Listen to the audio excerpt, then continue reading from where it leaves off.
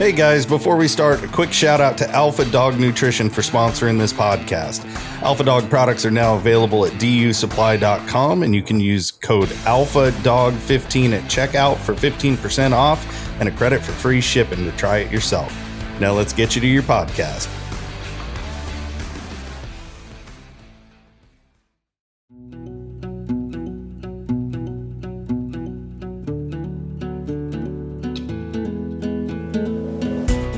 It always happens. I don't hit record right away, and we'll get right through the whole thing, and the best stuff doesn't even hit record. So, yeah, Elijah, I'm sorry. Back up. Where our camp's at in the UP, on the western end of the UP, like for residents, you can draw a tag almost every year, every other year, pretty respectively, because like they break it into 3 hunt periods. It's the first hunt period's bait hunt only. Second hunt period is the first hound hunt. And all these go to the end of season. And then you have the third hunt period, which starts, so they've already been hunted for a couple weeks, but we always get third hunt period tags. We find bears, man. So your tag's only good for the hunt period that you pick? Right.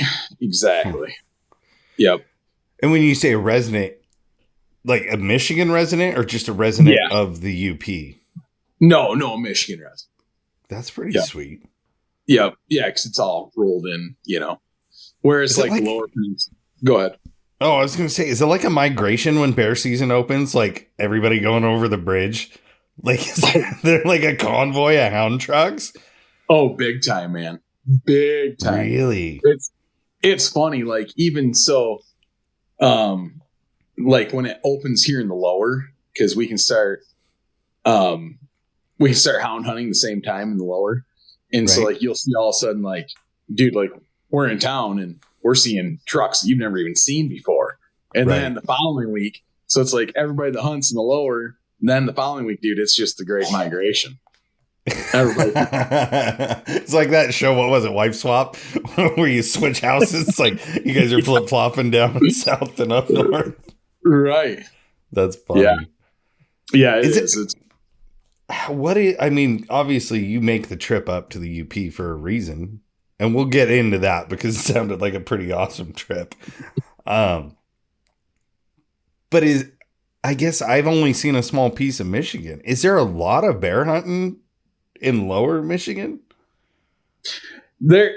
So yes, in pockets. I would venture to say, just because most of the population of the state lives in the lower peninsula, that probably the biggest population of bear hunters, of hound hunters, live in the lower peninsula, Right. Just strictly based on the numbers. But yeah, there is quite a bit. And we're seeing a bigger push of people staying in the lower and hunting, or coming to the lower to hunt because of the wolves in the UP. Yeah. That's what I was talking with Rex and Rhonda. And that's what she said. She doesn't like going to the UP because of the wolves. And I get that. They're nasty, man. Yeah. Yeah. Dude, nobody likes them. Nobody. Even the people that like them wouldn't like them. Right. Yeah. It's one of those things, like, you don't want to turn your dogs loose amongst them. That's for dog hunt, sure. No. Did you guys run into any while you were up there? So fortunately, dude, this year we had, we didn't have any wolf problems. So, which was nice. Very little sign on camera and stuff like that too, which, could have just been a fluke, you know what I mean? But luckily for us, we didn't have any problems. Now other guys obviously did, but yeah. No. So are you guys running like cell cameras up there? Yeah. Where we can, I would think it'd be rough. Yeah, it is. It's pretty spotty, as far as where you can get cell service. And like, we've tried everything, the long range antennas, different carriers. Like going through it all, because it'd be nice if we could run all cell cams, but right. The reality of it is you just can't, do what they need to figure out is a way. So like the new InReach, this wasn't an intentional sales plug, but I'm going there. But that new, what is it? InReach Plus. I should know the name of it. Buddy was able to send pictures with it. Like, okay. if they could find a way to link a cell phone camera to that, Oh, dude. like through Iridium, because it comes from anywhere. If you could find a way to transmit cell cam pictures through Iridium to a device, dude. Somebody does that. Let's time mark this because you and me are splitting it. Yeah, We're gonna be bear hunting all the time. Right. Yeah, because even like Apple with the new whatever that new iPhone update can send the satellite messages and crap now. Yeah, he said that didn't work worth a damn. Okay. But I don't know. Have you guys tried it? Well, I don't have an iPhone, but I saw. Well, yeah. You got squirrel dogs and an Android, don't you? Yeah. Exactly. But what? So one of the kids in the group, he had one, and like when all that happened, we were hunting, man, and he was riding in the truck with me. He's like, dude, I can send text messages via satellite. So had no service, and he was sending messages, and it oh, nice. He could at least get a text out, Right on. So yeah, they need to figure that out quick. Yeah. I shouldn't say that. I don't know. I have mixed emotions, man. I'm torn on all that stuff. Because here, I know you and I have talked about this before. You have written about this before. Like, involving kids in hunting in general is hard enough.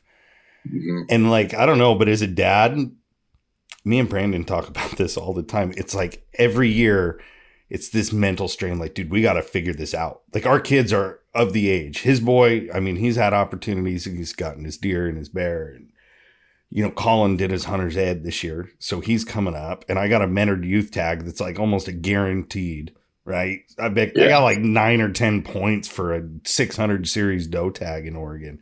Like, nice. We're going to draw it kind of deal. But it's like, dude, we got to get this figured out now because we've hunted long enough that now, like, even with the dogs, you have different dogs now. You have different ground now. Like, the deer and elk are different because everything's changed, and everything that was a clear cut 3 years ago was really like 15, and you just don't realize it. It's crazy. And for guys like you and me with a family, those cell phone cameras make a big difference. Like, oh man, yeah. What else can you use that's going to limit your time or, wasted time? To me, it's like, okay, you set a camera up, you wait, give it a month.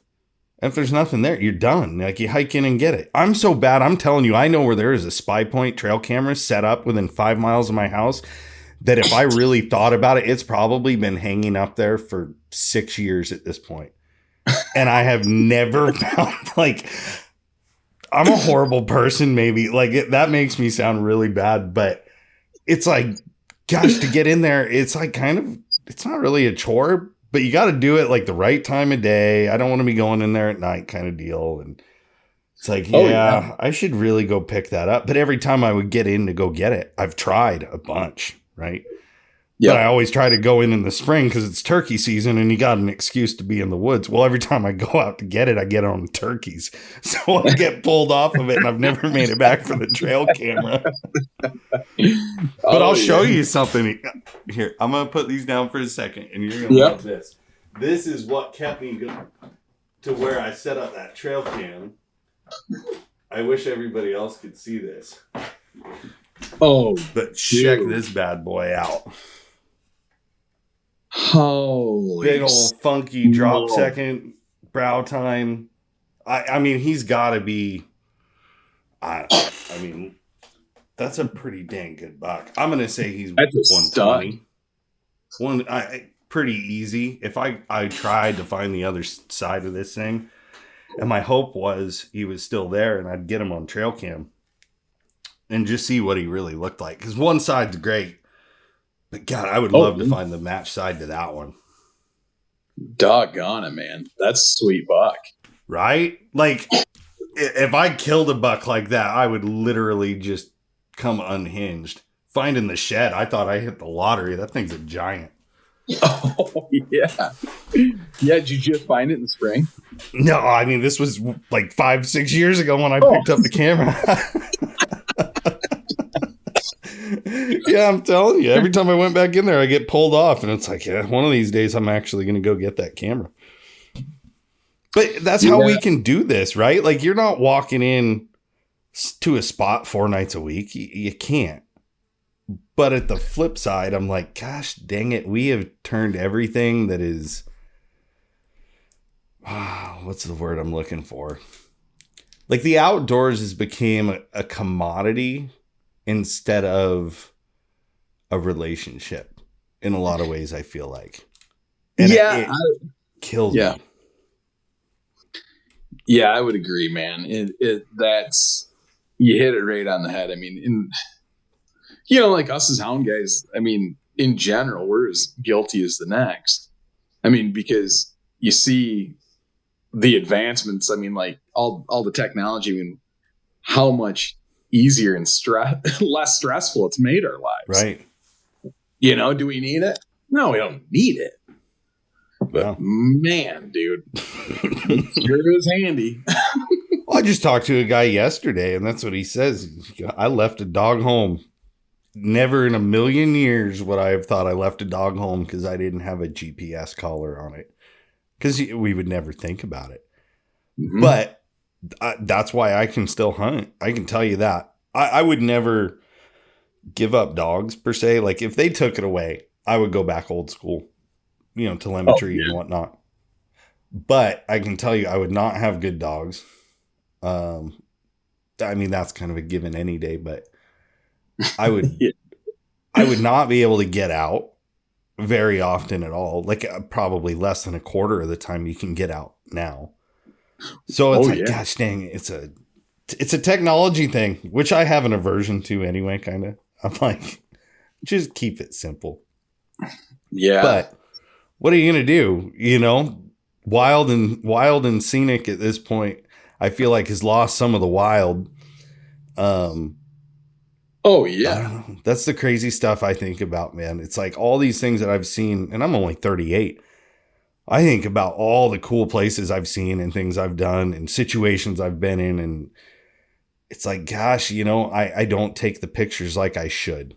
And I was really thinking of that is I need to take the pictures. Because not so much for me, but, my kids someday, we've been going through a lot of family photos with everybody dying here recently. And it's like, yeah, I'm glad we have those because Grandma, I used to flick her so much crap. She'd take 10,000 photos at every function and whatever. And then digital cameras was a thing. God help us. Yeah. But, it's like, I never took them because my logic was, well, you weren't there. You didn't see it. You're not going to understand it. And if that's the greatest thing you've ever seen, oh my gosh, it's just moving you. Like, that's really sad to me. You should be out there looking for these things. Like, you just can't pass some things on. But I think that's, I don't know. I'm kind of changing my way of thinking on that as I get older. It's like, nah, I kind of want to remember those pictures with your hunting buddies and stuff like that. Oh man, that's dude, like those group photos at the end, like that stuff's irreplaceable, and the scenery stuff too. Like that's what I'm really bad at. And right. I mean, that and taking pictures of the dogs, man. That's one thing I do not do enough of. Yeah. I mean, cause it's like you go through and you got a handful of pictures of these dogs that you talk about all the time. That you spend all this time with. And yeah, I remember them. But trying to, explain that or show that to somebody else, you got nothing. Well, and that's what I'm thinking. It's like, we all want to see pictures of the old dogs, right? Like where all this stuff came from. Well, if we suck and we don't take those pictures, like we're going to let it all crash too. When a lot of guys working on their own lines that came from grandpa, like you could be that grandpa someday. So I feel like we should document more of that. Buddy was kind of on that train a while ago. And I wasn't, I very much kept my hunting personal and whatnot, but it's the experience and the people, and I think that's what I miss the most with our bear camp. I wish I could go back to bear camp now. Like, sure, that I've gotten better and, you've matured and you've got better dogs and more equipment and insert anything else here. Oh, dude. Yeah, exactly. Well, you always look back on those times. Yeah. I mean, you wish you could, take what you had now back and do whatever again or be there. And you just, unfortunately, you just got to make the most of where you're at now. Well, and that's why you guys do this. You pretty much go up. Did you say every year? Yeah. Yep. Every year. And you went 2 weeks up in the UP, right? Yep. Can we discuss what was harvested, or would you prefer to keep that private? Well, I mean, we can do a little discussing on it. We can say it was a very successful trip. Yeah. Yeah. There were no wolves, and the freezer got filled. Yeah, exactly. And that's all extremely true. And I mean, lots of laughs, man. I mean, it's such a family thing too. Like, I mean, that first week of camp, I mean, I had my wife and kids there. Yeah, I mean, my buddies had their wives and kids, and dude, it's just awesome, And it's nonstop going. Yeah, I mean, every day you wake up. I mean, because we run off bait, and we're rigging stuff too. But we got, the bears come to the baits, and so you have our cell cams, and where we can't, you wake up every morning, you check, run the bait loop, and then we decide what bear we want to run, and everybody comes together if we're going to split up, what we're going to do. And, it's just all day, then you're hunting, then we get done, then we got to go rebait. You got to take care of dogs, doctor dogs, all that stuff. And it's all day. Oh, it's an all day event, man. And you get back and, you're dog tired, but you got to get dogs tied out. You got to get them fed. You got to heat the water. I don't know about you guys, but like when we were bear hunting, you were heating water, getting food soaked, getting the Dutch ovens rolling. There was usually a football game on the radio, kids running everywhere kind of deal. Yeah. And that's the best part. Oh, it is, man. And fortunately, we've got cabin, and so we've got power and stuff there. But that's the same thing. Like, you get dinner rolling, whatever it is, throw something in the crock pot, or we're pretty high tech, dude. We got. Oh my God, you got power? Something. Yeah. Yep. Oh, you're just set up in downtown Escanaba, aren't you? Yeah, not quite. Not quite. But we are stepping it up, man. We got this year, we built a walk-in cooler, so we got to get the actual refrigerant set up for next year. That'll be our big thing, but we built the cooler this year, so that's going to be a game changer for us. So. Heck yeah. You got it all planned out, like figured out their coolant system and whatnot? Yeah, well, so what it was is we got one of the guys looks on these auction sites all the time, and he got it for a little bit of nothing. You know what I mean? It was at a restaurant. Just had to go take it all apart, and so got the whole thing. Nice. So yeah, yeah, I've been checking those out too. I was looking at doing like an 8-foot section in my garage because bow season here starts for deer in September, and you're literally could be out there hunting in shorts and no shirt. I mean, it's freaking still 90, 100 degrees sometimes. Yep. So, yeah, the game cooler is pretty awesome. My dad built one a couple years ago, and he used one of those CoolBot. Okay. It's like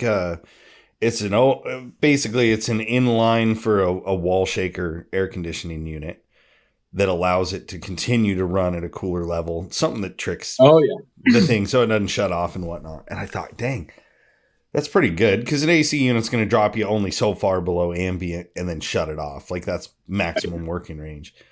But I thought, geez, when it's 100 degrees outside, even stinking 70 will help. But he's able to get his down like into the 40s, like low 40s. Oh, and it's sweet. A pretty big unit. Nice. Yeah. That's way sweet. He's pretty handy. I wish I would have thought my dad was as handy as I do now back then. That dude can fix or build, anything pretty much. And he loves the outdoors, so it's always something cool. Win-win, yeah. Yeah. Well, how long have you guys been going up there as a group? Because like the camps, I guess to people, because we have listeners that aren't bear hunters, like a lot of bear hunters, when it's a big event amongst families and friends, like there's a camp and you're all there, and then you spread out and you either hunt together or, like you said, there's communication. You're all kind of hunting separate. but you're coming together for a bear, right? You get a phone Yeah. call or a radio call, you're beating feet to get in there and relay dogs and whatnot.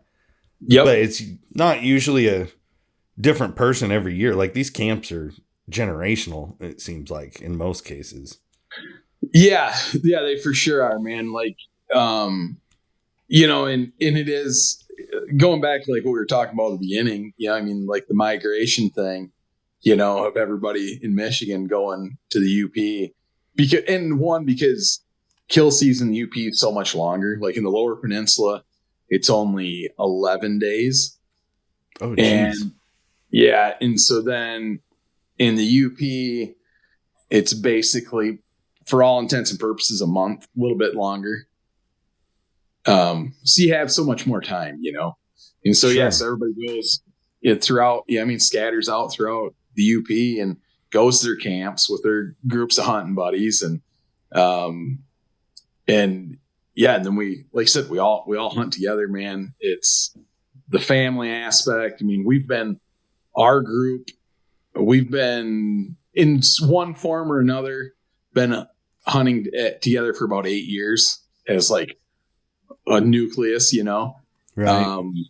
And then we got the cabin, I think 5 years ago. So we're getting it established pretty well. That's awesome. Because there's a special tie there. I don't know, like people at camp, let's say, well, I'll leave names out, but let's say like our bear camp that we used to go to when we first started, super good group of guys. And what I think of now more than anything is their kids rolling around in the back of my 4Runner. I didn't have dogs. You know, me and Danny were just down there hanging out and having fun. And that's what got me hooked. I mean, you go bear hunting with dogs and you got it in you somewhere, it's going to come out. So we'd throw a mattress in the back of the 4Runner, drive over the mountain and go hang out every weekend, you know, and these kids they'd just hang with us, you know. It gave us to give mom and dad a break a little bit, you know, and they were so much fun because I remember one of them, it was always, where are the dogs? Doggies, where are you? Doggies. And now it's like we just went over and had a function with some family members of the group. And like those girls now are grown, you know, they're driving. Oh, yeah. And, you know, it's like, holy crap, what happened? Yeah. But you just kind of like, you're in a weird way invested. Like, I know I got no rights to say I'm proud of any of them, but like a bunch of those people that were in our lives at that point, they all had young kids, you know, the age of mine or younger. So it's like we kind of got to watch all that before we had ours because we started late. We had our first at 30. And I've told my buddy Ralph before, you know, and I feel the same way about Grace and Emily. It's, I'm proud of them, but I got no right to be, right? It's just like you feel this tie and you see them doing good and you're just like in their corner because they're part of bear camp, you know, regardless of anything else that ever happens. It's just this weird tie. It's kind of weird.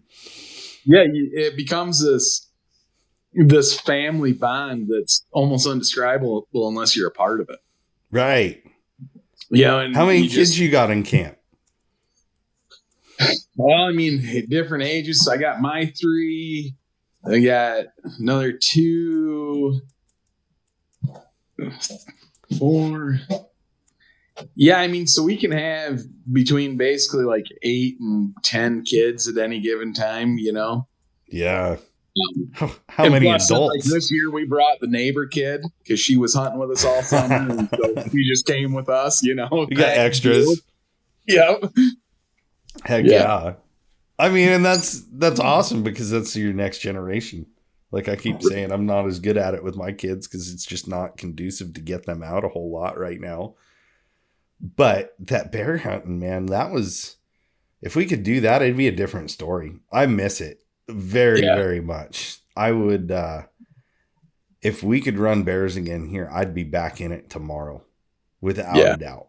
I love my fox hunting. Like, don't get me wrong. I really, truly enjoy it, but it's so different. Right. Yeah. I don't know. It's bear hunting's a team effort, like all the way through. Yeah. I mean, you got right from the group that you're with to your dogs to, I mean, like everything about it going into treeing a bear is such a team effort.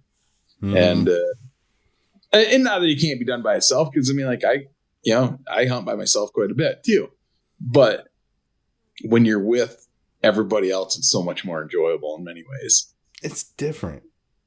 Yeah. I mean, people think I'm weird because, like, me and Brandon, heck, the last 2 times, I'm going to say the last 2 times he went out with me, he left his dogs home. You know, he just went for a ride with me and checking dogs out. And, you know, I'll do the same. If he's working dogs and he's like, hey, man, I think I'm seeing this. You want to go? Yeah, I'll leave mine home and I'll jump in the truck and go. And heck yeah. But you get in that bigger group, more of a, you know, group function instead of a one-on-one, man. It can be extremely uplifting if you're with the right guys. I can tell you that.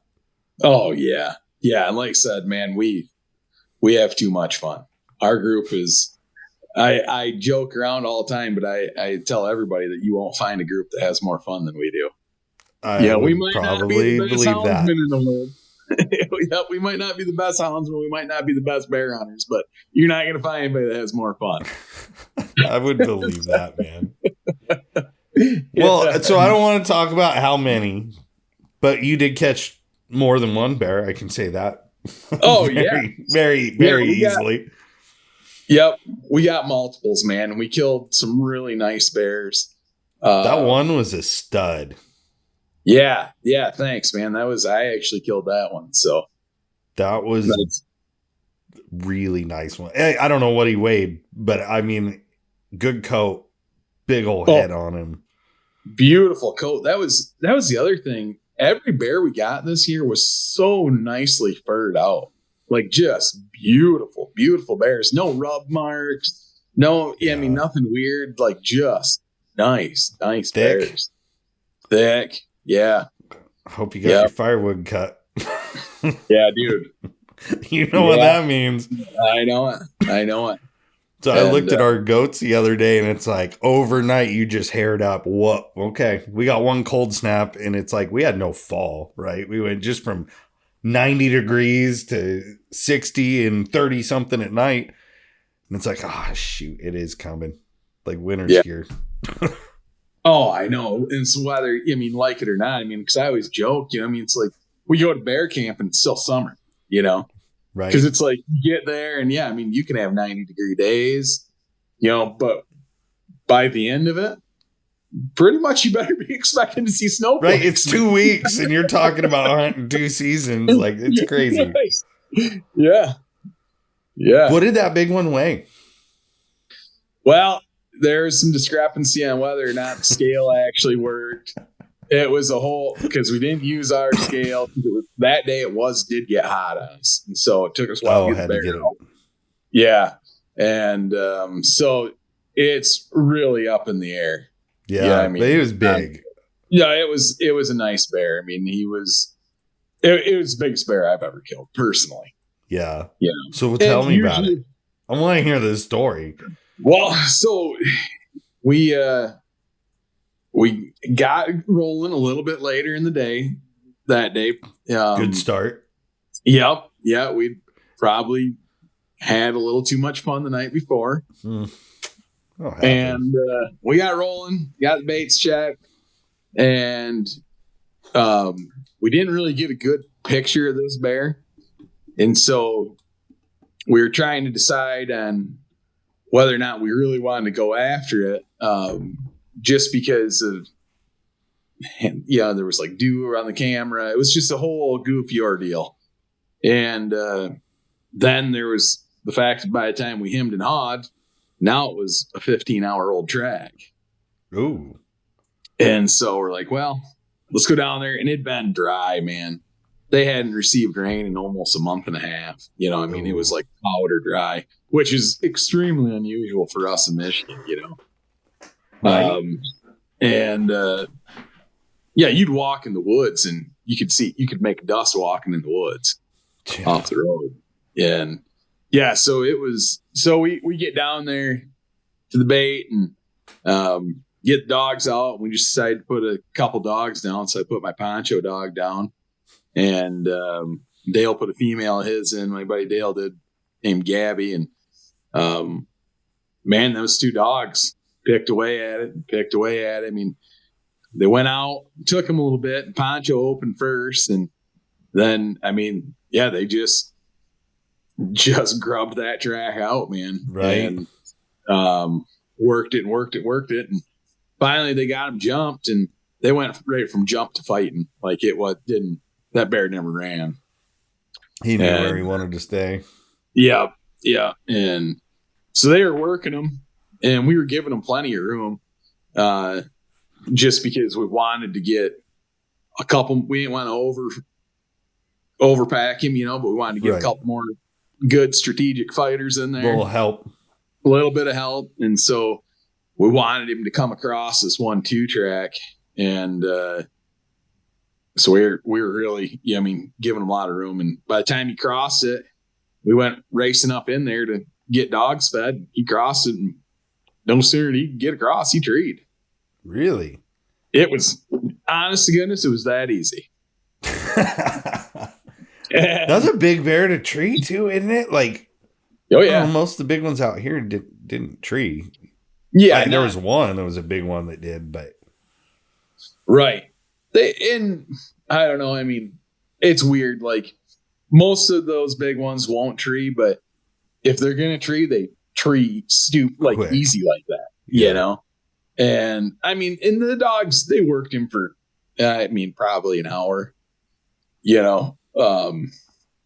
But they, just the two of them. They put as much pressure as they could put on them there's only so much pressure you can still. Two dogs can work on that bear, but it was just nasty thick where he treed at, and and so it took us like 15 minutes to go 150 yards. It was just thick.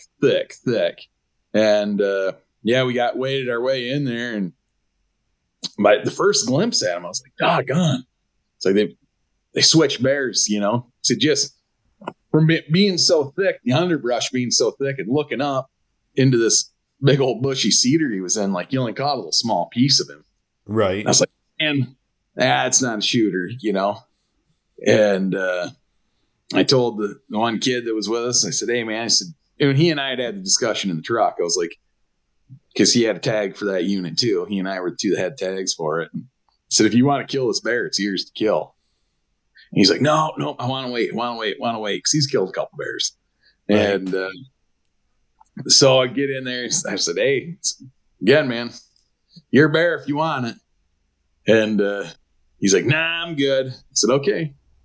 So he circled around, and then I could see he turned his head, and I could see how wide his nostrils were. It's like, it's huge. Jeez. I was like, yeah, that's a shooter. I was like, I don't know what I was looking at the first time. And so I told the kid again there, I said, hey, man, I said, take him if you want him. We'll get the dogs tied back, and he's your bear.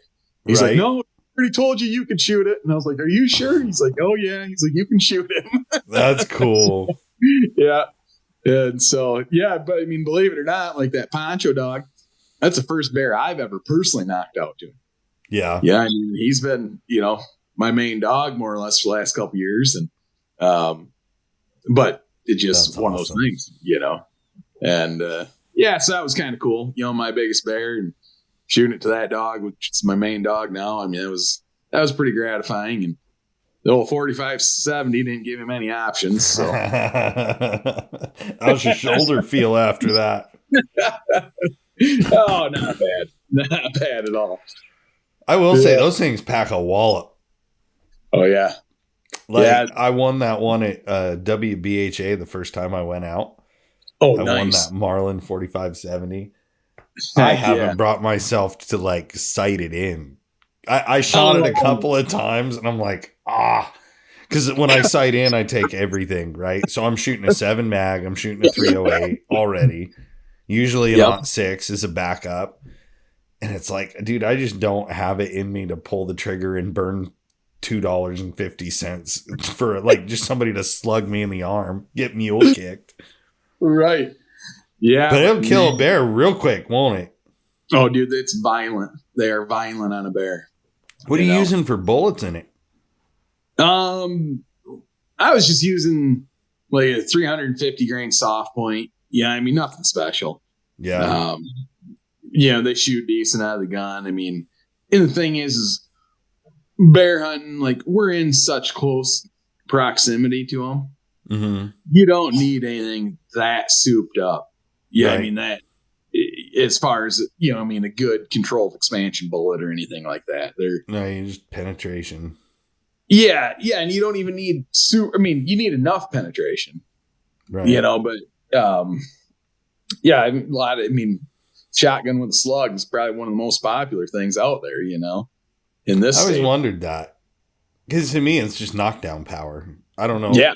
It's kind of I don't know why I was thinking about this the other day, but it's deer season, and my buddy, he does beetle cleanings, Euro mounts.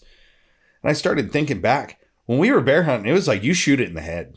Like, no question. You hunt with us, you shoot it in the head and it's done. No dogs getting tore up, no nothing. And I'm like, now that it's kind of, it's refreshing. Like, it wasn't about any form of trophy at all with those guys. Like, not even the one thing. Like, I'm sorry, even guys that don't bear hunt, you kill a bear, you're doing the skull. Like, it just happens, right? Who's not going to do it? But I thought all those guys, they didn't care. It was about the dogs. Yeah, that's the same way we do it, man. You hunt with me, you shoot them in the head. You're shooting them in the head with a 45-70. Oh, yeah. Open sights, or you got a scope on it? No, peep sight. See, I want to do the Skinner peep sight. Yeah, that's what I got on mine. Yeah. I actually just got my first gun with the Skinner. Nice. I just picked it up. I got a Henry 22 mag octagon barrel. Yeah, it's pretty fun, man. And I love peep sights, lever guns and peep sights, or like the old school buckhorns. I like those too. Yep. All my lever guns are peeps. But they're accurate, man. Like, that makes sense now, because I'm like, open sights, I just have a hard time. But those peep sights, I don't know, maybe it's from shooting a bow. It's just more natural. Yeah, I agree. And I think that might be part of it, too. But yeah, so, I think 45-70 right to the brain. There's no suffering there for sure. No. I mean, and that's like, that's part of it. And obviously, you get them on the ground or whatever. Like, you got to put a bullet where you can put it. Yeah, you try to shoot them in the head, but if you got to bust them in the lungs or whatever, that's what you do. And it's a different story. And this was the first bear I've ever in my life killed out of a tree. Really? Yep. Every other bear I've ever shot's been on the ground. That's awesome. Yeah. So, see, out here it was always, we want to get a big one on the ground. Like, that was the ultimate, right? Yep. But yeah. So yeah, go ahead. Oh, I was going to say, so first one that you've harvested, because like you said, you don't get a tag every year, or you just choose to pass even when you have a tag, or they just are all on the ground. No, every bear I've ever killed's been on the ground. Yeah, I mean, I just, for whatever reason, like, I always get, what was my turn? It was short straw. The nasty bear. Yep. I mean, we have enough of us, and, you slip in and, if we got one, the guys that can get in there and I can get through the woods pretty good, and so get a rough bear going. It's like, get in there and get it killed kind of thing. Well, and like you said, the technology, going back to that does make a difference for sure. Like, I think of run environment kind of like bear. Like, you can turn them. You can like position yourself a little differently. You can play your wind, because I never even thought about it early on. It's like some of them you do got to sneak in on, or they bail. And I wish I was thinking more when I was bear hunting, like paying more attention. Because now I'm like, dude, I kind of want to go back and do that again with what I know now. Yeah. Oh yeah, the wind is key, man. Even like we'll have it. I mean, if bears coming to a road, yeah, I mean we gotta think about the wind even from the truck. Really? Yeah, I mean, you want that bear to cross the road, or if you want to turn that bear, you know, I mean, sometimes you gotta get right the hell away from where he's going. Just give him room. Just give him room. Yeah, yeah, we constantly are playing the wind. So like the 15 hour, you said that was a 15-hour old track. Yep. How far did they go to jump it? Like, are these bears ranging far? Because in my opinion, a lot of them, even those old tracks, you might trail them a little ways, but when they jump, I mean, they're jumped. Like they laid up, right? Or they bedded down or whatever. Was it a long trail job to the jump, or was it pretty quick? It was. I mean, all things being relative, it was just over 2.5 miles, I'd say. You know what I mean? So it wasn't really that long of a cold, I mean, distance wise. And then, boom. Yeah. And then, I mean, once they had him jump, I mean, yeah. Because I think, you know, a lot of the bears are, obviously they've heard hounds before and things like that. I don't think they necessarily jump until those dogs are almost right on them. I mean, some of them are slipping out. You know, you get some spooky bears, and they'll get out. But yeah, a lot of them, they're like, oh shit, these dogs really are after me. You know? Right, like it's just white noise until one moment it's like, oh, yeah, here they come. So that's how.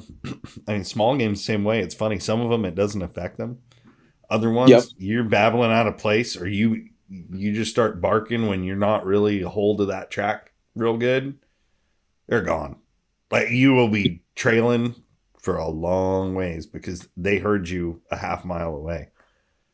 Yeah, and then there's others. It's like holy crap. The best one last year. We trailed down the road, and my dogs are pretty silent. I shouldn't say silent. They're quiet. On a trail job, they're real quiet. So they trail down the road like probably a mile and a half on pavement. And I'm just watching them, and they go off and hit a feed spot. And all of a sudden, they dive off the ditch, off the edge, and you hear yip, yip. And here comes Fox, and here comes the dogs, and it treed like 20 yards up the hill. I'm like, okay, that just kind of proves my point. Like, the jump, I don't know. Like, I guess I just always thought that it was always moving, which I know at this point is wrong. Right. That those really hard ones to keep going, it's like almost once you jump them, it's like an ambush, especially with quiet dogs, you know, or silent dogs on trail. I get why those cat hunters out here want a quieter dog now. Yeah. I never understood. Yeah, it's just different. You know, like, I guess you hunt different game. You see the similarities between the two. You know, the characteristics you're looking for in the dogs and whatnot.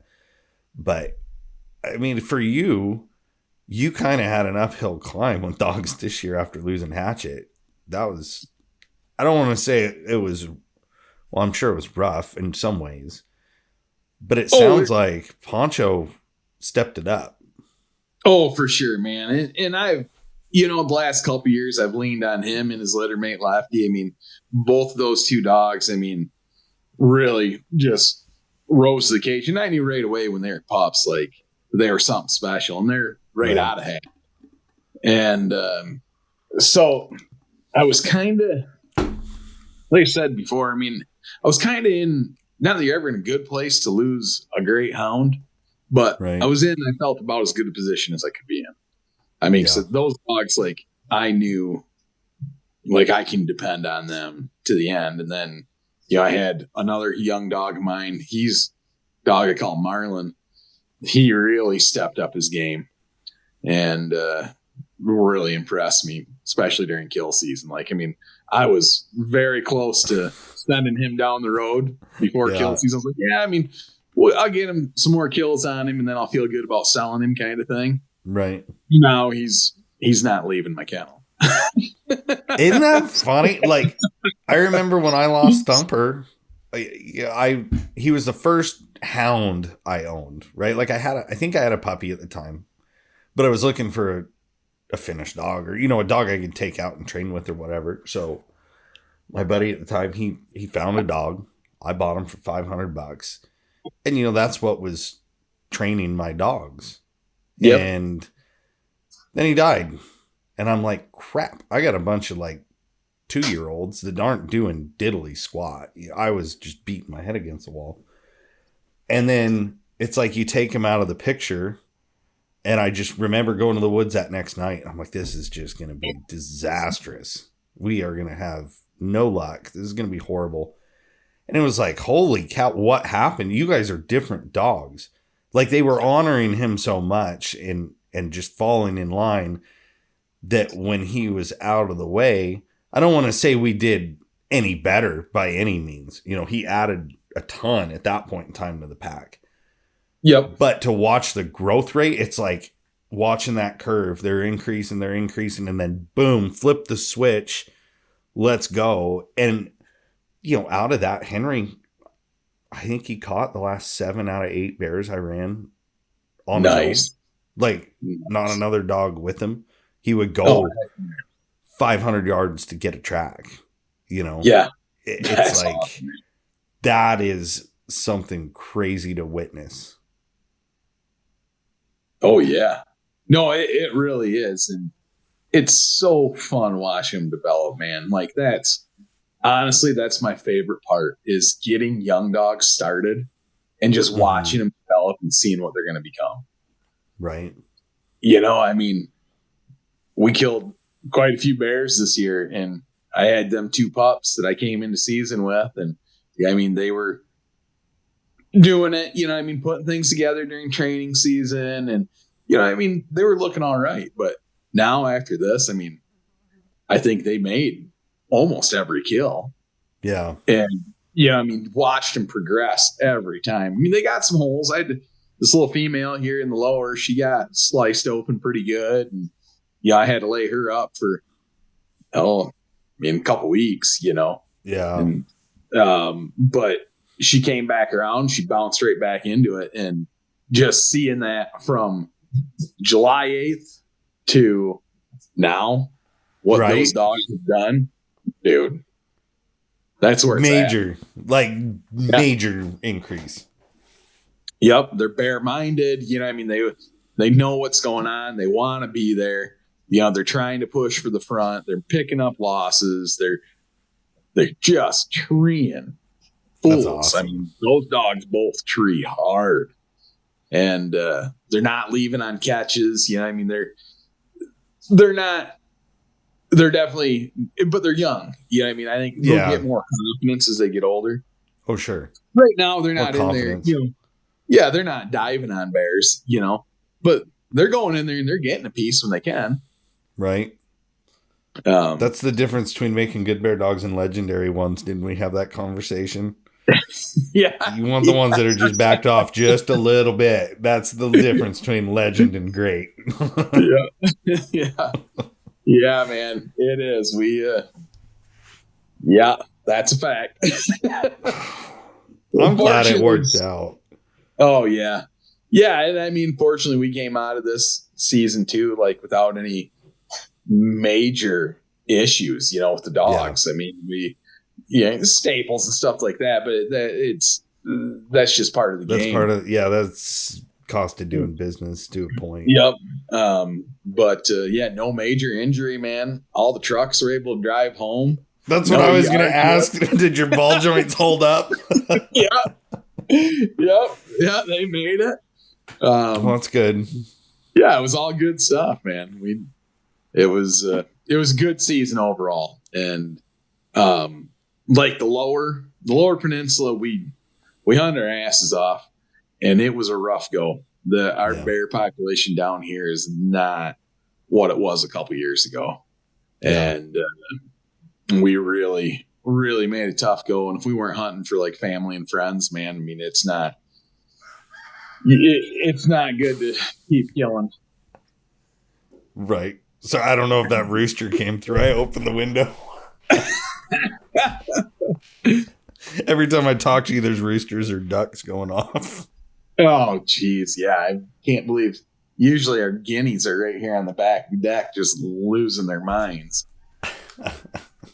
That's normally all you can hear around here. Yeah, man, all you can hear is birds going wild. Oh, I know. I killed a bunch of ducks because of it. I got sick of listening to them when I got home at 2 a.m. or 3 a.m. or 4 a.m. from hunting. Like, I will tell you, duck is better than any watchdog. They will make a bunch of noise anytime there is something out there. So keep things good with my neighbors. I didn't want to get in trouble for hounds because I got a bunch of ducks that can't shut up. So I made them into jerky. And it was really good. I'll say that. I was kind of hesitant on it. I'm like, I kind of like duck if it's done right. But I'm like, it's jerky. Like, you can jerky anything. You can pretty much jerky a dog turd. Right. And it was really good. I will tell you that. It was really good jerky. Nice. Sorry about my rabbit hole. No, you're good, man. So what do you, what have you eaten any of the bear yet? Like, how was it? Oh, yeah. Oh, it's excellent. It was a good one. Yeah. Oh, yeah. You probably don't get much that aren't, though, huh? Like, to me, garbage bear is going to taste like garbage. Like, I know for a fact it makes a huge difference. Yeah. But up there, I would imagine it'd be really good, super dark meat. Yep. Yeah. I mean, you'd have to pretty much let that bear spoil for it to be bad. Yeah. Yeah, guys. I mean, they're, especially in the fall, man. I mean, they're pounding on the mass crops up there. It's so hard. I mean, acorns, the beech nuts, the different berries, and then the baits. I mean, they're fantastic. Yeah, I mean, yeah, we actually I made fajitas last night with them. So, yeah, took a roast and sliced it up. Heck yeah. Made fajitas. Oh yeah, kids go wild over it. It's good stuff, man. You ever can it? I've never canned bear. We can a pile of venison. Yeah. And bear something I've never canned. I would like to try it. We canned pretty much my whole deer last year. If it wasn't backstrap or, I probably saved a couple of rump roasts. But everything that was going to go to burger, I decided, forget it. I'm not breaking out the grinder and making a production out of this. I just chunked it all up, threw it in the pressure canner. Oh, dude. Where have you been all my life? That makes the best, like, enchiladas, sandwiches even. And we didn't season it at all. Like, maybe a little salt and then just cooked it in its juice when it's canning. That went with me on the veterans hunts because I always pack enough food that I don't have to have. Like, I always got a jet boil, but I'm like, okay, if it breaks, we're going to have some canned food too. And yeah, that quickly became the favorite. Oh, I believe it. Dude, that veterans hunt's a cool thing, man. That's a really cool thing. It is. We've got one coming up. I don't have my calendar right here. First week in December. It's like opening a cat season. Okay. But we are having to move our hunt to a different area because the wildfires burned up all the hunting. I mean, there's nothing in that area left. So it'll be a little bit more of a challenge, probably. I think a couple of the guys have hunted it a little, and I kind of know the area. I haven't ran it with dogs, but like I know the area. But yeah, I mean, you bring in a couple of guys for 3-4 days, and they'll tell you, like, this is the most intense thing I've done since boot camp. You guys are insane. It's like sleep deprivation. Usually they're ready to nap, and we still got guys out running around and trying to run around the clock if we can. But it's coming up in December. So Houndsman for Heroes, if anybody's interested in checking them out. If anything, just the Facebook page, go give it a like and support it. I mean, really, we're getting some interest from some donors. We're getting more applicants. We've got guys reaching out. I just talked to a guy the other day that was wanting to do something in another state, which that's cool. We haven't looked at yet. I mean, just because it's a small group and it's grassroots, but yeah, I mean, it's a great program. It's great for hunters. Like, we love doing it because it's for the veterans and it's the least we can do. And they have a great time. So everybody check them out and give them some support. Yeah, definitely. No, I think it's an awesome thing, man. It's pretty cool. It's really neat. Good way to give back. We had a trip one year. We took a father and son. That was a really cool experience too. They were both in the military, and it's just you meet a bunch of guys that I don't know. Like our brotherhood as houndsmen just kind of corresponds with their brotherhood. They say a lot. You know, it's like you guys are tight. It's that thick as thieves, ride or die kind of thing. And it's like, yeah, we're out here for you, man. We're gonna pound it. Like you tell us when you're ready to slow down, but Right. we're gonna go until we can't go. And usually that's about 36 hours is when either I get cranky because I'm sleepy or you can't see straight because you've been up for 36 hours. Yeah. So last year, I'll rabbit hole one more time because this is a great story, in my opinion. We're hunting over there and we're talking. We're 2 days into this and we've been going nonstop. Me and Brandon are running 2 trucks. And finally, we're like, dude, we're out of here. Let's go check the other side. We pop over to our spot and we're coming down this hill. And all of a sudden, Brandon's jamming the brakes up. And there's a cow and a calf elk in the road. And, you know, the herd is split on the road. And we're on snow and ice. You know how the truck goes faster when it starts sliding. Oh yeah. I don't know what happened, but it started slowing down, and he's like, I don't know what's going to happen here. Because I didn't see it happen. You know, I get the story from him, and he's like, dude, I had nowhere to go. They're standing there. They're doing a burnout on the ice. Like they're looking like a cartoon, running and not going anywhere.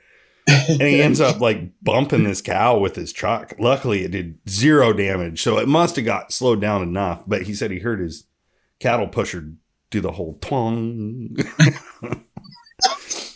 So we're heading down. We get up to the other side and nothing had moved. And we're like, forget it. We're taking a nap. It's probably 4 a.m.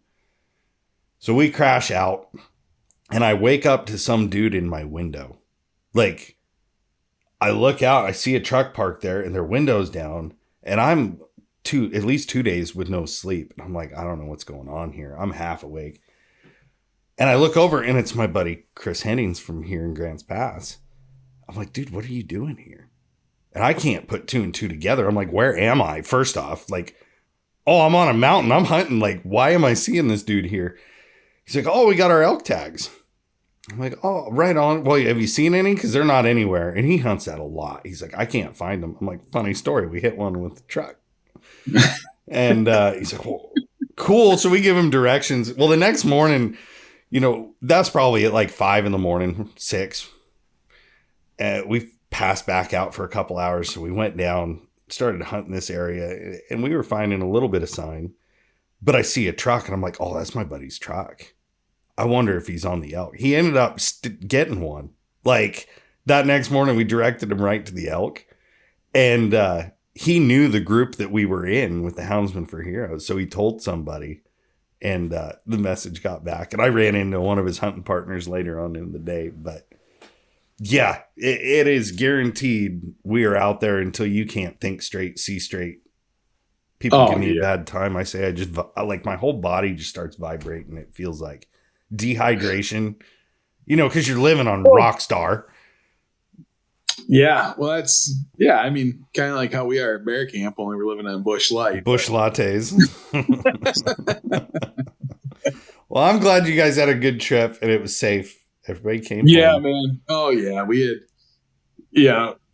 It was a great trip. And we had a couple of train wrecks. I mean, had one guy I had to use I sent a message into the text service because we had a 300i got lost. Oh, I heard about that. I wasn't going to bring it up, but I did hear that Buddy got a phone call. Yeah, so then Buddy called me on his way to his moose hunt. And did you learn anything? Because you could help a lot of people right now, Elijah. Like all you 200i, 300i people, listen up. Activate your inReach. It's worth it, ain't it? Yep. That $14 a month ain't so bad. No, activate your inReach because we have no idea where this one even went. I mean, he thinks he set it on his dog box. We were right in the heat of the race. We had pretty decent bear. It was first day at camp. We get the bear rolling.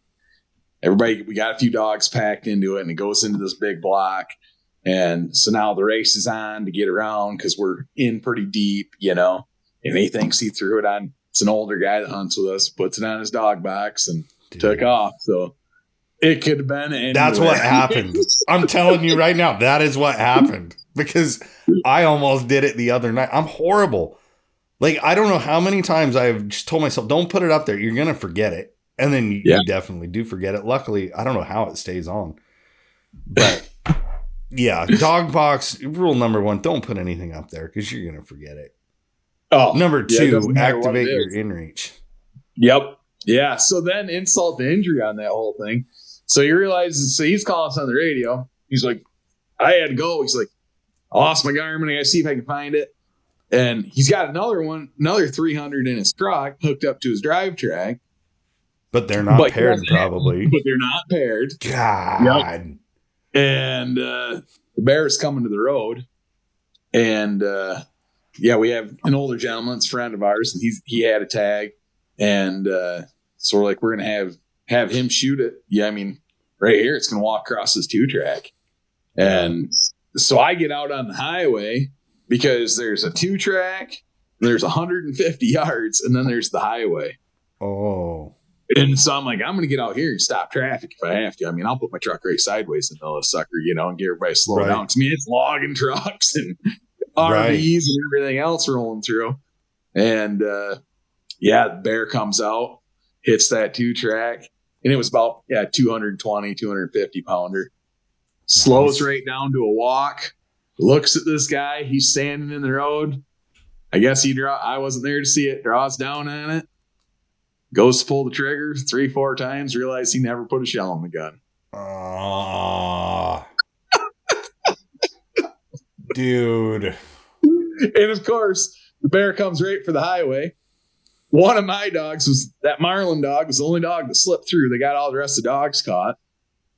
And and so now, I got Marlin coming. We spun the bear. The bear stays right in that little piece of ground and runs parallel to the highway. And so now we got to try to catch Marlin. And I did put my truck in the middle of the road and threw the hazards on, got traffic stopped, and was able to get my dog caught. But thank God, dude.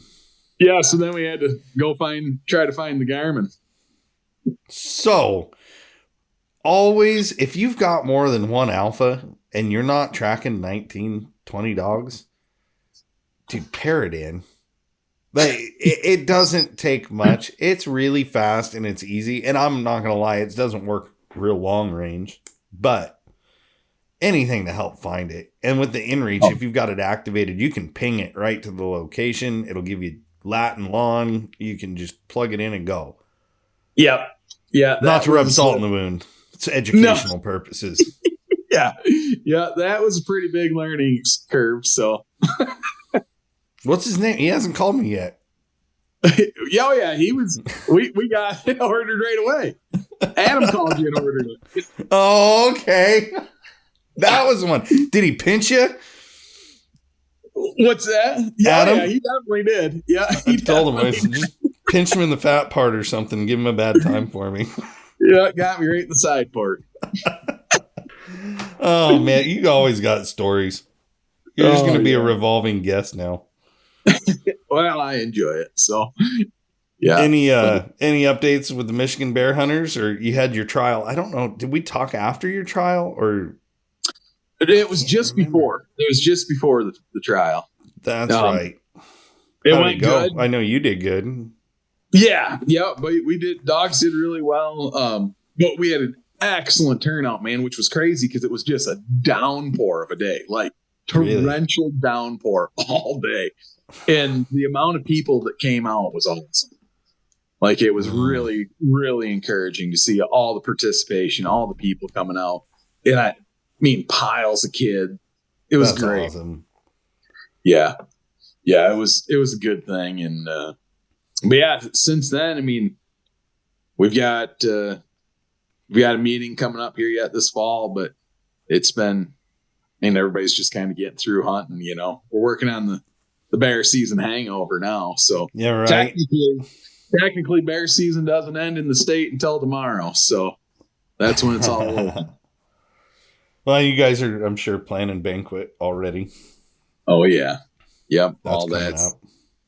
Yep, yeah. That he'll be here before we know it, man. It's in March. Yeah. So what? You guys are is it the weekend before Wisconsin, or two? It's 2 weeks. It might be 2 weekends. It's always you guys in Wisconsin and Elk Creek, and there's something else that's just always right there. Well, the UP's the weekend or two before ours. UP Bear Houndsman. Then there's ours. Then there's Wisconsin's. Like, we're all stacked right in there. Right. Yeah, but I mean, there's a lot of numbers. I think that's a big thing a lot of us out here don't understand. Like, how many members are there? Michigan's what, like close to 3,000? Yeah, honestly, I should know this. It's terrible. I don't know what it is right off the head, but we have a very large membership. It's a chunk. I mean, important. Yeah, it is crazy. And the majority of those are houndsmen, I'm assuming. Yeah. Oh, yeah. The majority are. I mean, don't get me wrong. There's those that aren't, and we have legislators that aren't, that are members, and there's guys that are, still hunters, but by and large, it's houndsmen. Yeah. Oh, that's awesome. And the cool thing is like in Michigan, like most people, if they support one of the dog groups, they support them all, right? Which that's awesome, Yeah, that's what it's going to take. I mean, the support's got to be across the board. Right, exactly. Yeah, I mean, because it's scary, man. My heart goes out to those guys in Colorado right now, because that's it's not a fight that any of us want to see, but it's a reality for most of us that it could happen. Yeah, and it's interesting to watch that all, because it's got traction, obviously. I mean, the response and the outreach of the houndsmen to the public, and the organizations involved in promoting our lifestyle and educating, like they are all working together, which is awesome to see. And I do think it's making an impact. I got a message from Naomi Hirsch the other day, because they had bought a pile of magazines of full cries to send down there, because Danny dedicated it to Colorado and lion hunting and the preservation. So they bought a bunch of extra copies because they wanted to give them out as educational tools. Because as 501c3, you can't make political donations, but you can for education. So we were able to work a deal out with them and get them a bunch of copies, and we threw some extras in there, and they're already gone. Like she said, there was no problem finding those homes as they're out trying to educate the public.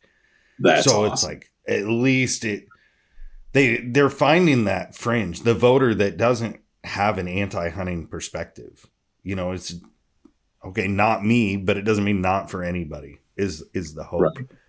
And you think though, Montana won their bear season. What was that? 3 years ago now? I'm probably wrong because I can't tell time. Yeah. 3-4 years ago. That was a big deal. And we said back then, like, that's a big win across the country. Like, that fueled the fire, I think, to start this. And, it's a lot of defense right now. But at some point, people recognize, and we'll be able to go on the offense a little bit, I think. We just Colorado's got to pull through. Yeah, they do, man. It's, obviously, we're supporting where we can, but it's also one of those things, I mean, where it's just kind of like sitting from the sidelines, man. And I don't like riding the pine, no. And so it's tough just to see it happen. It is, whichever way it plays out. But a lot of support, man. I will say that, from across the country. They've been getting donations from everywhere, and a lot of individuals, companies. I mean, everybody kicking in for the cause. And it's cool to see. I get to see a little more of it just because of, I know more of the people in the inner workings and hear how things are going. And it's really, It's positive, I think. I think they're going to do it. I think that they're going to keep their lion hunting. If I were to make a prediction, I don't think it's going to be by a lot. Sure. But I think they're going to do it. I really hope so, man. Right. I really hope so. You know? We need all them Colorado elk hunters to show up. Because I know guys that have hung Colorado for years, and they're like, dude, it is not even what it used to be. You're still seeing a decline with everything else they got to deal with out there. But it's like, this is going to crush the outdoor industry in Colorado. Oh, yeah. I don't see how, just as a general sportsman, you can't understand when you take away management on the top of the food chain, dude, it's over. Mm-hmm. Everything's gone. Then you're going to be spending millions on relocation, reintroduction. It makes no sense. It's emotion versus fact. That's all there is to it. Yeah. Yeah, exactly. And unfortunately, I mean, that's the tool that the antis use, mm-hmm. is that preying on emotion. And it's very effective.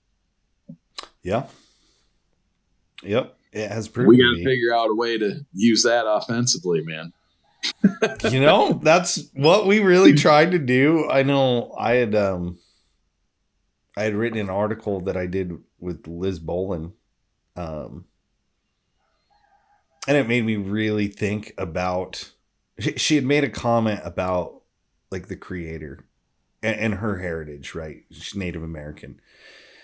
And the creator plants you somewhere. And mm-hmm. you have everything that you need there. It's not your job to go out and find, and maybe I'm really butchering this, Liz, and I'm sorry, you can yell at me later. But more of a like, it wasn't traditional for, let's say, her tribe to kill a grizzly bear. So she's not going to go out and do that because that's not where they were planted. That's not what their people did. And I think that is a really crazy thing I've never thought about. But with all these people not understanding, like, you have something in Colorado that not every state has. Like, you have a wealth of natural resources, and it's all right there.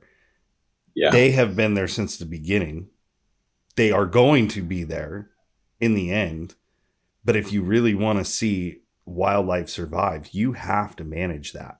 And that does mean harvesting. She said, our relationship with the wildlife and our relationship with nature has never been nonviolent. It's always that way. But you can use your tools and you can manage these things in a way that it's humane for the animals. It's ethically, there's nothing wrong with harvesting a predator, in my opinion. Granted, that's my opinion. But you're using the resources. It's crazy to me. I can't wrap my head around the anti-hunting period. Like, I understand the emotion tied to it. And, we, guys like you and me, we butcher animals. You deal with those things. Like, that is just life. Life is not clean and neat and beautiful. Like, as long as you pay reverence in those situations, like taking a bear, I mean, I'll put you on the spot. Was there a little bit of eye leakage when you treat that big old bear with poncho and... Like, oh yeah, I mean, like there's definitely like an emotion and there's a heavy heart that goes with it. Right? It's different. I mean, it is because it's the end of the story then. Right. And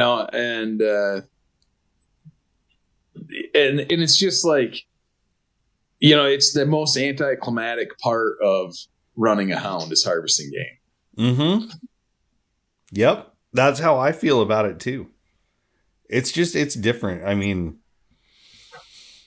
maybe I'm getting old and soft, man. I don't know. That's what I say all the time. I just had this conversation, man. I mean, I used to be a unbridled savage killer, and it's like I don't know, man. The pursuit now is so much greater, and it always has been with hounds. But like, I mean, because we didn't, like when we coon hunt, I mean, we didn't knock every coon out to the dogs, you Right. know, and we didn't start killing them until they primed out. Right. And so it's always been that way. But for me with the hounds, but I definitely used to be far more motivated by the kill. And now even like, I mean, we're well into the throes of bow season here. And I haven't even been out by myself yet, you know? Right. Went out with my oldest boy, and he actually shot a big doe the other night. That was his first one with a bow. He was geeked. Nice. So, yeah. But, and that was cool. Like seeing that was so much more gratifying, seeing how excited he got than it is me going out there and taking one myself. I mean, I still really enjoy deer hunting, but it's not, it's just not the same. And I think we, as you know, hunters, I mean, you go through different phases in your life, and in different you mature. Yeah, I mean, and you can see that in the older generations of guys. Yeah, you know, they get to the point where they're just like, no, we're just here, man. We're here because we love this. Exactly. What do you mean? You know. Well, that's what I always question. Like, you know, your harvest report, it's like, okay, how many fox have you caught? Well, do you count the same one every time you catch it? Like, because that's my goal. So I'm going to go out and I'm going to run the same one, you know, 20 times a season. Like, how do you count that? You know, even our biology at this point, like, they're out there and the biologists are, you know, checking habitat. They're taking these harvest reports and figuring things. But it's like, gosh dang, like, what do you do? I know for a fact it's the same one. And if I tell you I caught him 20 and you're running your population studies off of that, well, like, how is that going to help us with management? Right. But, you know, the public doesn't think that. I really don't think they understand that catch and release hunting is a real thing. That is a major part of what we do, because it's not about the kill. It's about working dogs. I don't even call it hunting a lot of times. I'm just going out and running dogs. That's the goal. Nothing about the kill is like, I guess, I mean, I've never taken a trophy bear over dogs, you know, or a quote unquote trophy cat. Like, to me, any lion that is of, you know, mature age, that is my trophy, if you want to call it that, because I want that experience. That is, anybody who's ever seen a lion up close and personal and looked in their eyeballs, I'm going to tell you, you do not ever forget it. And it is the craziest feeling when you're especially not expecting it. Look into their eyeballs and tell me that, like, they don't even managed. I'm telling you, like, they're not scared of nothing at all. Right. Yeah. Like, you could be the next meal if you're not careful, kind of deal. And look at all these attacks that are coming, you know? Right. It's crazy. But it keeps happening, and it will without management.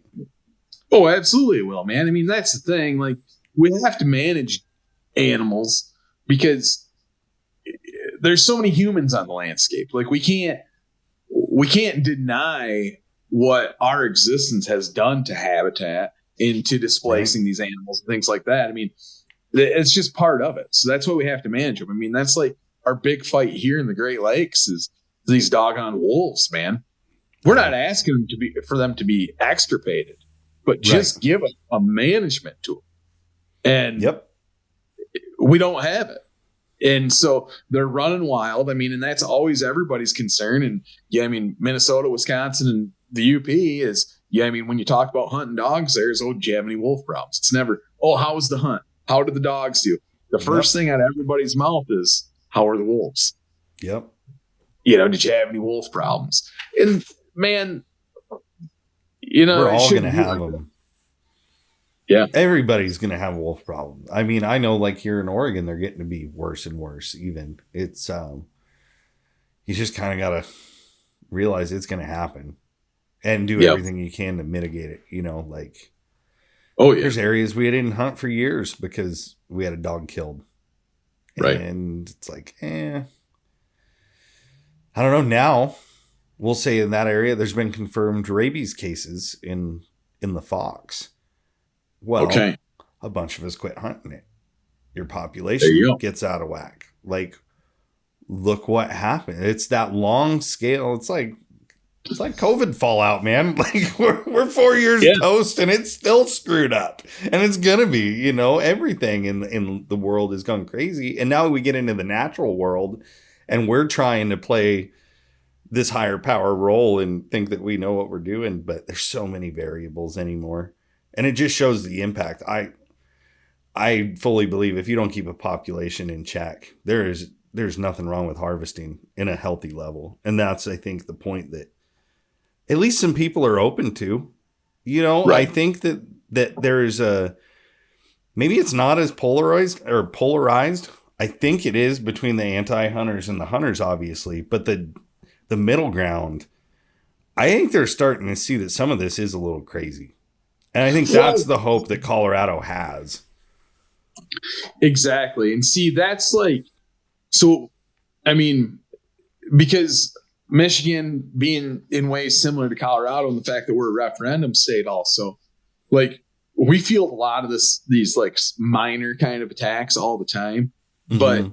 we kind of really try to keep a constant temperature on where the voting populace lies with in regards to their favor of hunting or hound hunting and things like that. Sure. And what we find is by and large, man, the people that like have no affiliation with hunting are generally okay with hunting. Okay with it. They're good with it. Now, hound hunting's a different thing. Like that's where they start to get a little weary because they always immediately make the connection. And this is where the antis have done such a good job is they're connecting the two dots of making a connection between hound hunting and dog fighting. Yeah. And that's what the general population doesn't want. So that's why it's so important, like that we do all the time here and a lot of states are doing is showing the relationship that we as houndsmen have with our dogs. Mm-hmm. I mean, because that's where it's at. I mean, Yeah. it's not, none of us want to have to put our dogs back together, man. And No. you especially don't want to have to lose a good one. And it happens. I mean, they fall out of trees. Like that's a big fear. I've got a female out here. If she ever works out and makes a real dog, I don't think it'll be long lived. I mean, just the way she will climb straight out of a kennel. When she wants something, she's going to go get it, whatever it takes. And you get on a leaner out over a creek bed. I mean, you're dropping 40, 50 feet. Like, that's not a good thing, No, and that's ain't good. That's the scary part of it. But I mean, I guess with all adventure, there's some risk involved, and we're not intentionally putting those dogs in that situation. And Right. it still holds true to like these dogs are going to do what they're going to do. Whether it's you dumping them out of the back seat of your Toyota Prius after picking a dog, like let's say somebody picks your dog up right on the mountain. They start driving it down. They stop to let it out to go potty. Dog's whining all of a sudden or barking, and the dog takes off on game. Don't tell me that I'm making anything do diddly squat. That is instinct. Yep. And I think that's the turning point in people. I think if we can prove to them that we're a guidance tool, we're a taxi service, we're a keeper, that's what's going to make the switch, I think, in people, because what they're bred to do, they're what was bred to do. And in today's society, I think the craziest part is all we push is be who you want to be. Whatever makes you happy, be true to yourself. Well, what about that dog that, how many houndsmen in Colorado are going to leave if this passes? Yeah. Or how many are going to sell out? So now these dogs are going to have to change owners, which, a houndsman doesn't usually intend on. When you have a good dog, you keep it. Yep. So now we're looking at dogs who be displaced. I don't think it's going to be as hard to break through to these people now that there's a personal connection. And if Montana can do it, and if Colorado can do it, I think it's kind of like turning the fuel on the fire. I think there's going to be more fights because they're going to be doubling down. But I think if we can have a way, there's a procedure, right? Like when you show up and you're fighting something, it sets a precedence. And if you can take what works, you do exactly what the antis have done. They found what works and they play that stupid Melissa Etheridge song and show you a sad video, right? Yeah. For how many generations now? Well, you're the same age as me, aren't you? You're like 37, 38. Yeah. I'm 36. So but yeah. Oh, okay. Well, sorry. I'm the old guy in the room. Yeah. I mean, don't think back from when we were kids. Yeah. Like you saw that on TV as a kid all the time, and they're still playing the same crap because it works with people. Right. We got to find what works with people. And every piece is crucial. Every state is crucial. And it's, I don't know, I'm biting my fingernails over it. I think they're in really good hands with the people involved. I think they're going to pull through. I really do. No, and I'm really hoping so, but I'm with you. I mean, like that Lionheart video was awesome. Yeah. I mean, we, and in Michigan, like we put out that Defending Traditions video a few years ago. And that, again, I mean, that's another awesome one that it's really gained a lot of traction. And I think we need to use the technology and the things available and to link ourselves nationally, and to have our own Melissa Etheridge just staple that work, man, that we can pump out to the general public that they can see and they can understand more of what makes us tick. Mm-hmm. And I think once they get that, because like I said, most of the general public is okay with hunting. They really, truly are. Yep. It's just understanding the dog hunting end of it. And it's not that they are against it. They just don't get it. Right. And so if we can give them that little glimpse, I think that's going to make the difference. I do too. That's what I've always wanted to do, video work. And I'm working with a guy on a short one right now. But I would like to see more of that. In fact, I just talked to another guy today. It's like we have all this at our disposal now. Like YouTube, Facebook, Instagram, podcast, videocast, print. Yeah, like literally, we're in every single aspect of media. It's a matter of time if we stick true and stay the course and we keep putting this out there. Somebody can go back and listen to this podcast in 5 years if they're really curious. You don't stumble across it. The message is the same because we are who we are. There was a snapshot taken of very few individuals in a very poor time. Mm-hmm. And it's made this image, and a lot of it was falsely. There was a lot that went on, I'm telling you, on the West Coast that made things look a lot worse, in my opinion, than they would have. Mm-hmm. That's just how it is, Yeah, but it's like anything, man. Like you can like use sound bites and little snippets and small pictures of like any conversation. I mean, somebody could, if they wanted to cherry pick something out of this podcast, they could probably easily pull it out. Absolutely. And make it tear us apart with it. Mm-hmm. And that's where I think people are starting to understand that also. Yeah, I mean, people, they're wanting to do more of their own research, not just take things at face value. Yep. So I think the public's a little wary. Like, it's hard. Like, what do you trust at this point? AI, like, right. I'm telling you, man, like, all of this stuff out there, I think, not that it directly relates to us, like in this application, but I think in the general world, people are more critical to some degree. Mm-hmm. Like they're doing their own research because they understand, like, you can't just trust anybody that has the key to the truck can drive it, right? That's media of any form. There is an agenda behind all of it. Like, that is a flat out truth. I don't care if you want to believe it or not. That's why I can say, like, with Danny, and I hope I don't get in trouble for plugging Full Cry so much. Like, I'm not trying to. But, like, her mission with the magazine, and, like, we can be the voice in that space for us. We have the podcast. I mean, and there's lots of good podcasts out there. We've got, you've got Ben Sheets, Houndsman XP. You've got Brett Vaughn, Steve, Heath, everybody on our platform. But there's a lot more out there. You got Clayton Stark on the YouTube. They're like all over in this media. And we drive that narrative. So if we can build each other up and bring us to that professional platform or this, where they can look at us and say, okay, maybe at least listen to what some of them have to say. And then you get on the rabbit trail and you start clicking on this and that. And the more positive stuff that's out there, the better. Yeah. Yep. Absolutely. Absolutely, man. And I'm feeling hopeful for Colorado and all this, but I definitely, like I said, I'm not one to sit on the sidelines, man. I usually like to be right in the fight. And that's what's killing me about this is that I just got to sit here and watch. Share it with everybody that might have a tie to Colorado. I mean, you would think everybody is tied to it. Like, I'm sorry, every single citizen of Colorado is affected by this in some way or another. Either you love wildlife because you want to see it walking around and looking pretty. Well, that elk's going to get killed. I mean, it's just going to happen. Your town bucks are going to get killed.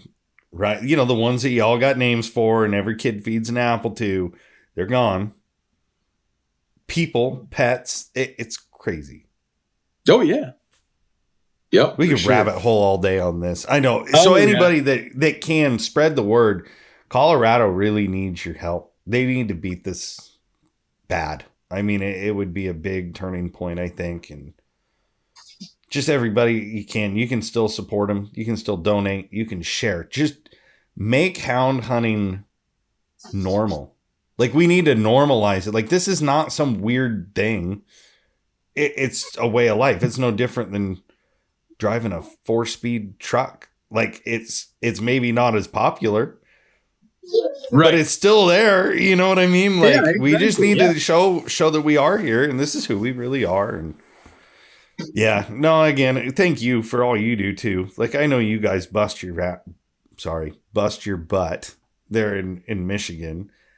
And I know the guys that are involved, it does take a lot from your family time. And I'm glad you got a chance to go up and do some hunting and actually just have some fun before you got to get working double time. Right. Yeah, we definitely did, man. We're really blessed this fall. It's been excellent so far, man. We're hoping to just keep it rolling, Right on. Well, thanks for coming on, man. I know scheduling is a little rough with the time zones, but thank you. I appreciate it. It was good catching up. Oh, heck yeah, dude. I love coming on and having a conversation with you. And as you can hear now, the kids and everybody's home, so it's getting wild around here. That's all right. I butchered my noise. You can't do that.